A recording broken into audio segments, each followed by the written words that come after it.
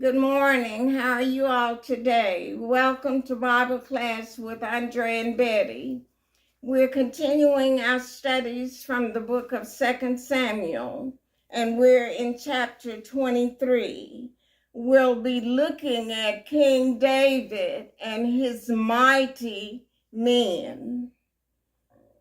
In Psalm 72:20, it ends with, and God answered the prayers of David. And this is some of what was speaking to David's last words in the Psalms. So, verse 1, 2 Samuel 23, verse 1. Now these be the last words of David. David, the son of Jesse, said, and the man who was raised up on high, the anointed of the God of Jacob, and the sweet psalmist of Israel said, David said, verse 2, the Spirit of the Lord spake by me, and his word was in my tongue. The God of Israel said, verse 3, by the Spirit of the Lord, the God of Israel said, the rock of Israel spake to me.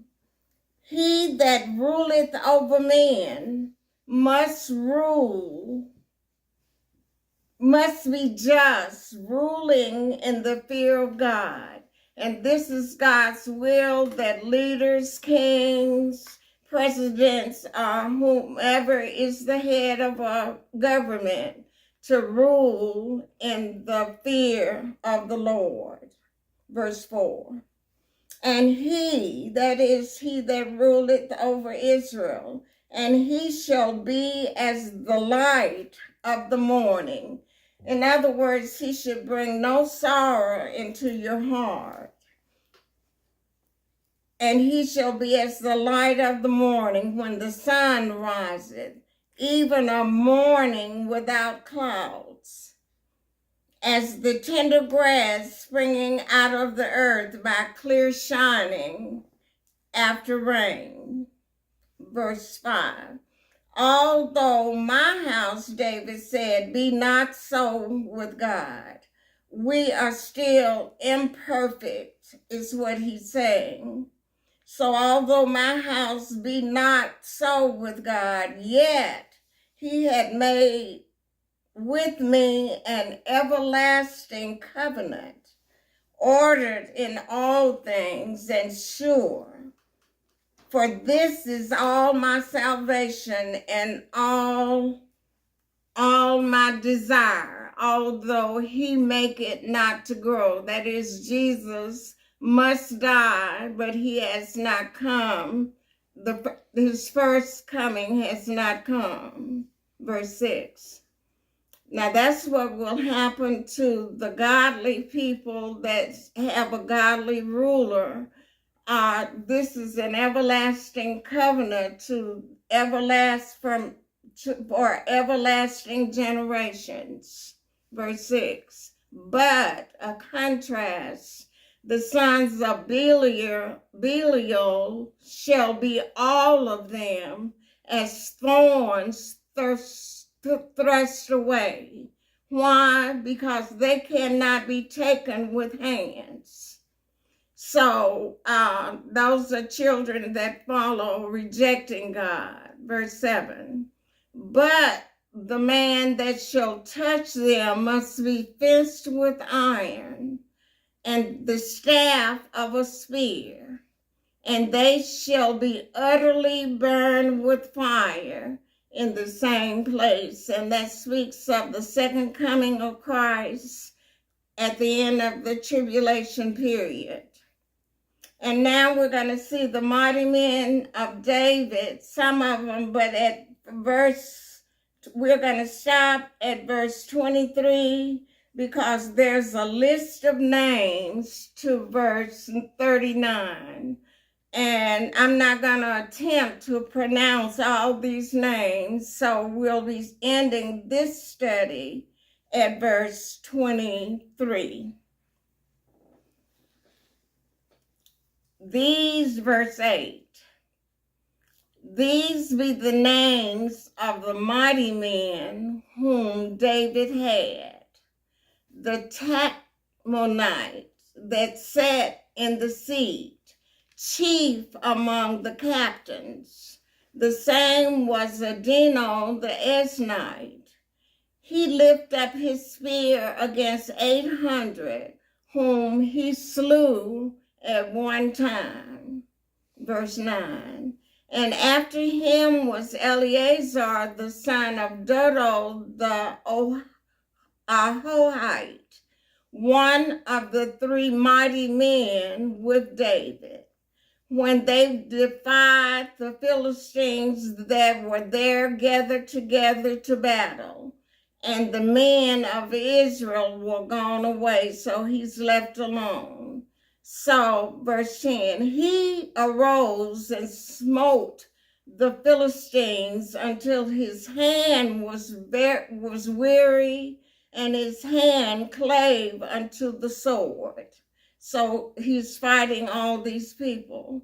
And the Lord wrought a great victory that day.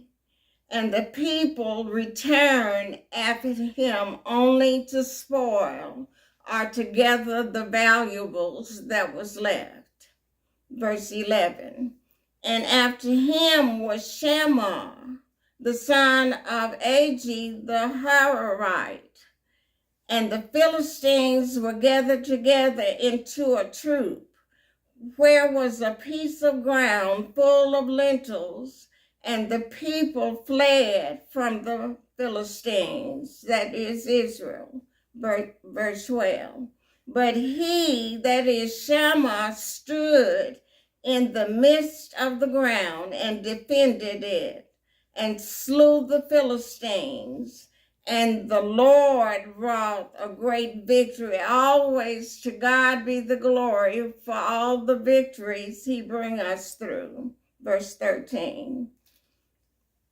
And 3 of the 30 chief went down and came to David in the harvest time unto the cave of Adullam, is a place of refuge. And the troop of the Philistine pitched or set up camp in the valley of Rephaim, which means valley of giants. Now these 3 are going to be termed the mightiest in the book of First Chronicles. Verse 14. And David was then in an hold, and the garrison of the fort of the Philistine was then in Bethlehem. And David longed and said, oh, that one would give me drink of the waters of the well of Bethlehem, which is by the gate. Verse 16. And these 3 mighty men, and they are always unnamed in the rest of the scriptures. Verse 16 again. And the 3 mighty men break through the host of the Philistines and drew water out of the well of Bethlehem that was by the gate, and took it and brought it to David. Nevertheless, David, would not drink thereof, but poured it out unto the Lord. This is when Jesus becomes our drink offering, shedding his life on our behalf. Verse 17. And he said, David said, be it far from me, O Lord, that I should do this. Is not this the blood of the men that went in jeopardy of their lives? Therefore he would not drink it. These things did these 3 mighty men. And they're a type of the Father, Son, and the Holy Spirit, because there's none greater has more power than God. Verse 18. And Abishai, the brother of Joab, the son of Zeruiah, was chief among 3. And he lifted up his spear against 300 and slew them, and had the name among 3. Verse 19. Was he not most honorable of 3? Therefore he was their captain. Howbeit he attained not unto the first 3, that is, those that got the water out of the well of Bethlehem. Verse 20. And Benaiah, the son of Jehoiada, the son of a valiant man of Kabzeel, who had done many acts, he slew 2 lion-like men of Moab. He went down also and slew a lion in the midst of a pit in the time of snow. Verse 21, and he slew an Egyptian, a goodly man, and the Egyptian had a spear in his hand, but he went down to him with a staff and plucked the spear out of the Egyptian's hand and slew him with his own sword. All I have is a staff or a rod, but he took the man's spear and killed him. But these are mighty men. These are the valiant soldiers in the army of Israel. Verse 22. These things did Benaiah, the son of Jehoiada, and had the name among 3 mighty men. He was more honorable than the 30, but he attained not to the first 3. And David set him over his guard, or over our protectors of the army, the men on the front line. And so these mighty men is a picture of the armor of God, and the 3 mightiest is how God works through himself in order for us to receive the victory that he's already purchased for us. So thank you all, and as I said before, read the names on your own from verse 24 to verse 39.